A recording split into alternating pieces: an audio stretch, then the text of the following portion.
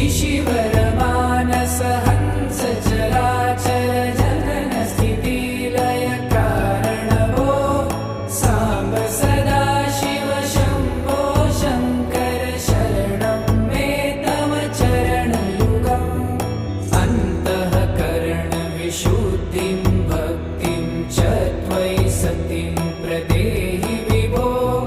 साम्ब सदा शिव शम्भो शङ्कर शरणं मे तव चरणयुगम्